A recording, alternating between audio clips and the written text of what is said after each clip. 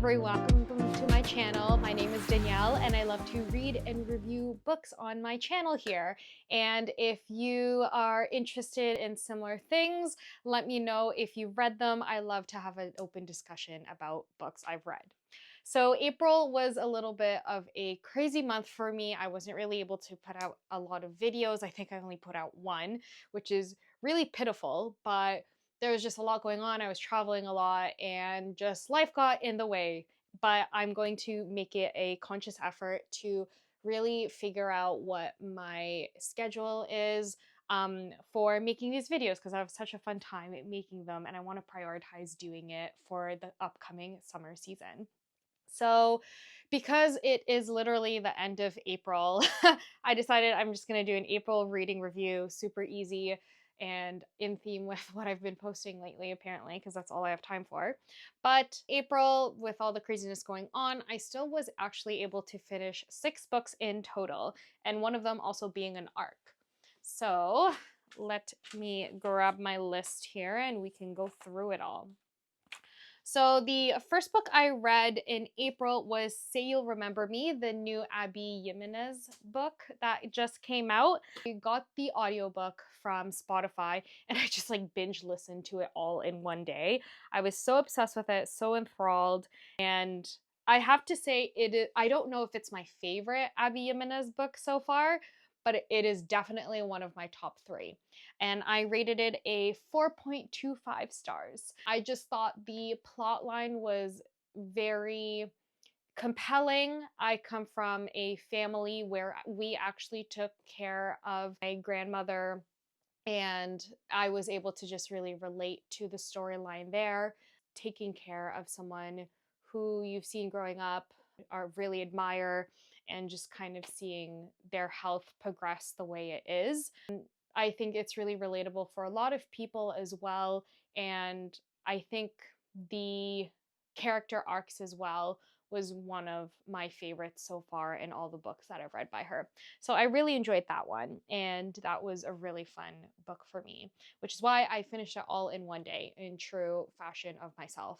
I have a tendency when I am obsessed with either an author or a book, my friends know me to just binge read and ignore all my responsibilities and just complete it in like 24 hours, which is very accurate in what happened there. So the next book I read in April was Red Rising. So I've been talking about this book a lot, I feel, if you've been following me on Instagram especially. I just finished Red Rising. I have a book club on Fable if you want to follow along with me as I'm reading through the trilogy for the first time, but I had a really good time reading it.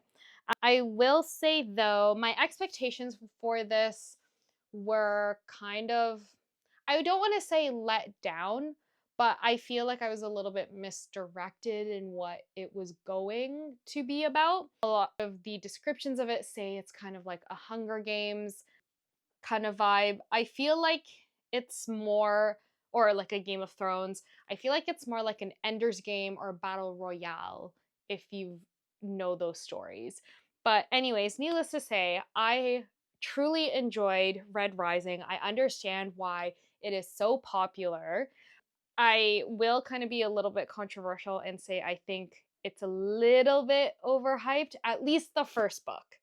And I also finished the second book this month, so I'll get into that more. But I think it's a great first book to set it up.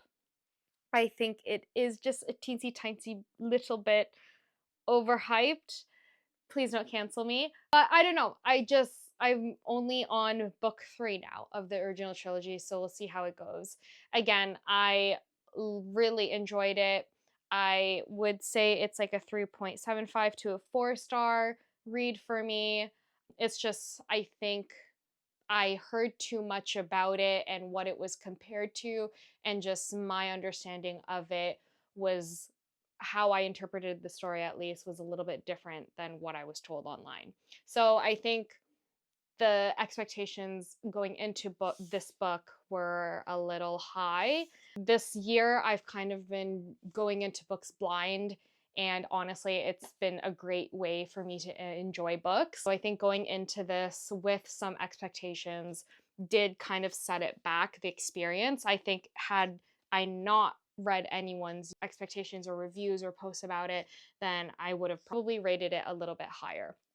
But needless to say, I still really enjoy it. Definitely understand why a lot of people suggest this as a sci-fi introduction, especially if you're coming from fantasy, because it does have some parallels into it. Anyways, I'm doing a Red Rising video series, so I'll dive more deeper into it there. But yes, this is the second book I completed in April. And the next book I read in April is actually an ARC. So an ARC is an advanced reader's copy, and I was lucky enough to get an ARC of The Thrashers by Julie Soto. So this was probably one of my highly anticipated books of 2025, definitely in my top 10 list. And I was so excited to get an ARC of it. It is a contemporary it's supposed to be a YA contemporary thriller suspense book.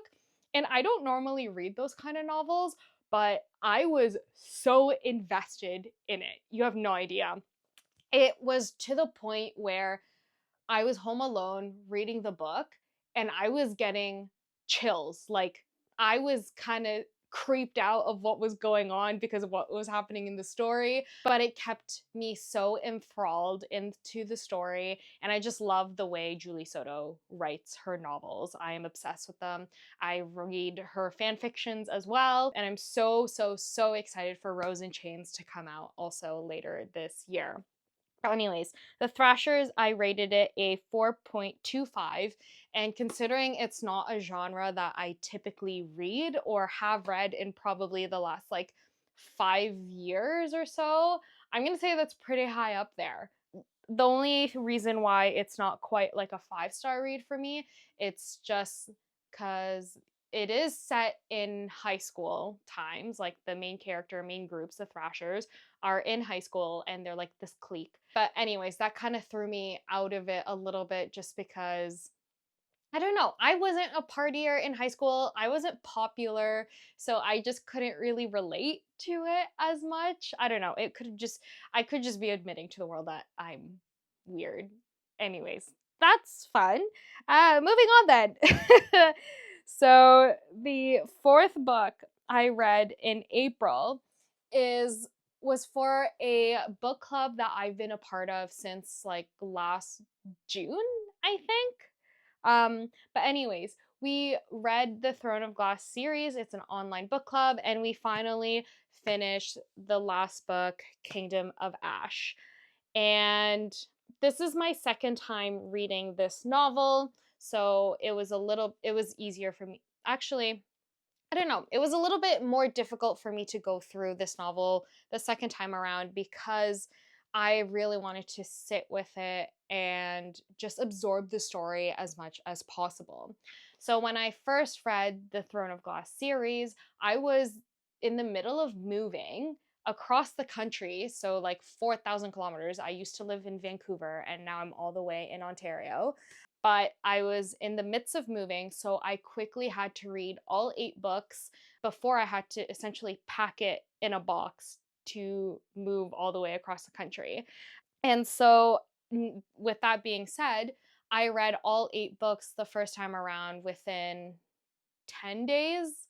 So, it wasn't a lot of time in between books to sit down, absorb it, and really just be immersed in the story. It doesn't mean I skipped over a lot of parts, but it's just, my mind was all over the place trying to figure out life. But, anyways, this time around, because we had a set schedule and we were going through the novels, I was able to take each part that we were reading each week and sit down, have time to think about it, and just really be immersed in the story. And it was a really great way also to some people who also love this series probably as much as I do. Well, yes, as much as I do. But anyways, it was fantastic. This time around, the impact it still hits just as hard as the first time, especially in the epic battle scenes that occur in this book.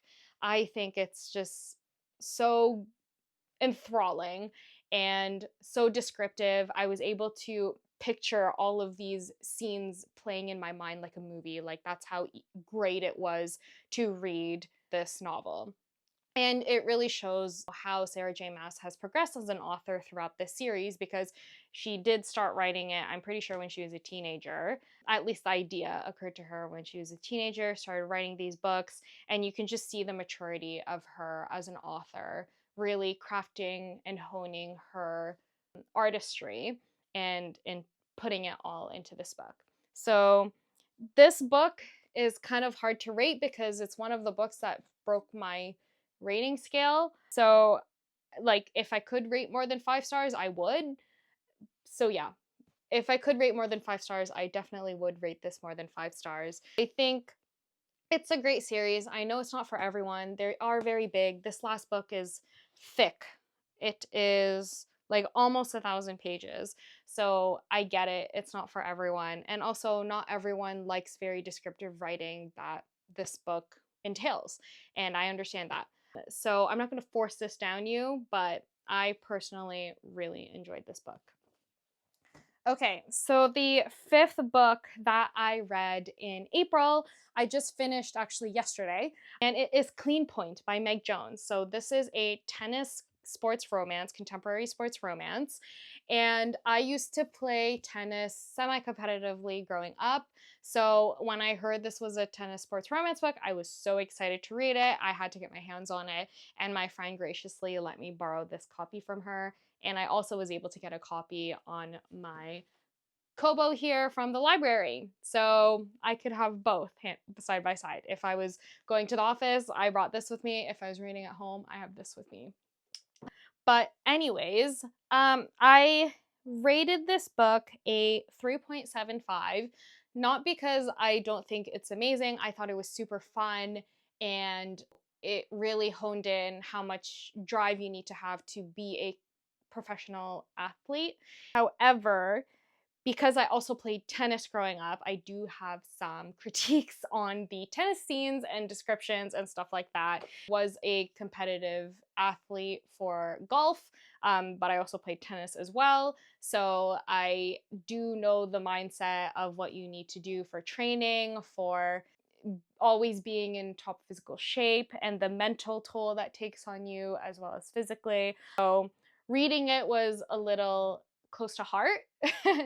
To say the least, but I truly enjoyed this book. I don't really read a lot of books with playlists, but this one did, and it had a playlist over here, and each chapter starts with a song that kind of goes with the theme of the chapter. So it was a little bit slow in the beginning, I will say. I don't personally enjoy slow paced books, but the chapters were really short, and it was a great, easy way to just breeze through this. Also, listening to the music, like either before or to get me into the mood of the chapter, really got me into it. So that was a really fun way to get through it. Needless to say, I am excited for the next book. I requested the arc of the second book, so I'm very excited to read it. Fingers crossed I can get it. And I really enjoyed all the female characters in here and just the drive that they have, because I feel like a lot of, or there are a lot of sports romance books that typically focus more on the male being the athlete, and the female is more on the sidelines or has to put her career on the side to put theirs in the light. But this one was it was the reverse. So that was pretty exciting to see the women shine in their sport. Super enjoyed this. Also, it's really freaking cute, right? Like that cover. It inspired me so much to get into the tennis season that I actually went and got a new tennis bag. So that can tell you how much I enjoyed this book, needless to say.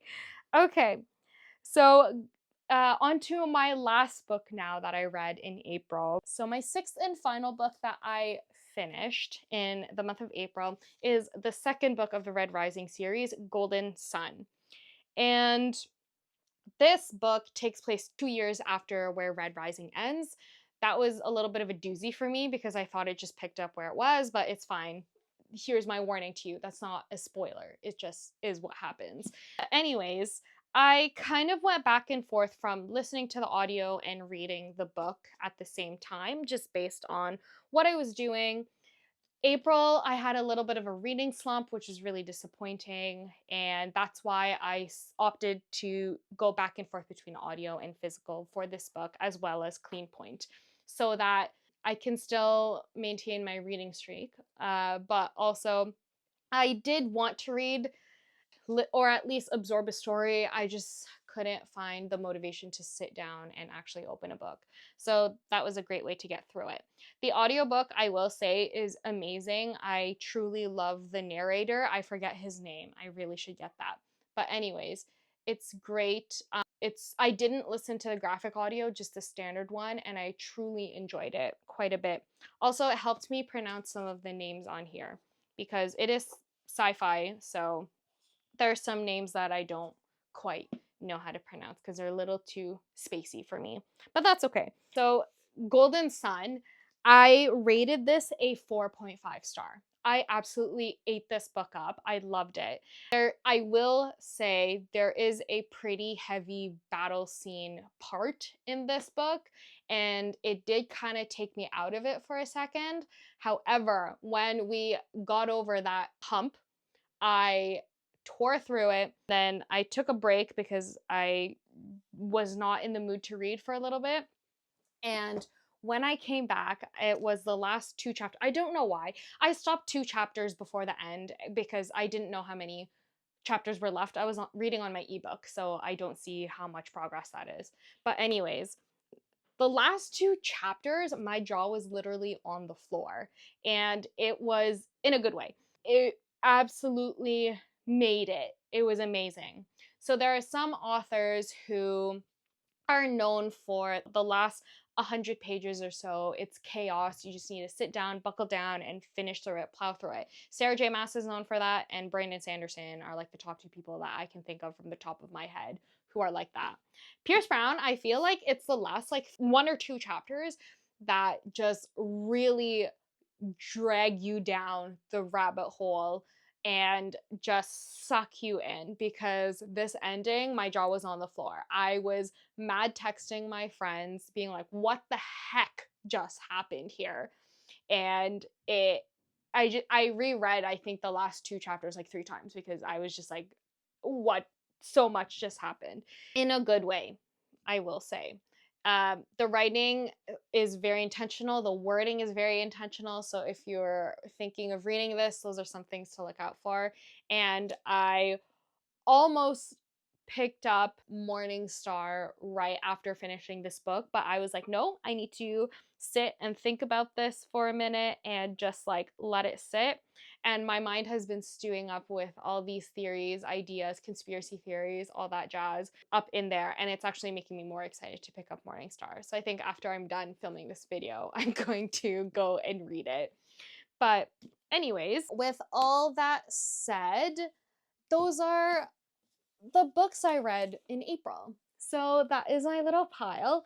It's not as much as I normally read, and that's okay. To be fair, some of these books are a lot bigger than what I typically read, and that's really fun to go through, so I'm giving myself some grace to go over this. One of my reading goals this year is to be more intentional with what I'm reading rather than just going with the fads and what's popular online at the time. I'm really trying to be more intentional with what I'm reading and what I'm buying. Because as you can see, I have a lot of books, and I actually am curating and going through them and cataloging all of it so that I know exactly what's in there. I can actually pare down my TBR and can get through it. So this has been really fun. If you've read any of these books, let me know down below. Please like and share this video. It does a lot to help support my channel, and I can't wait to talk to you guys soon. Bye!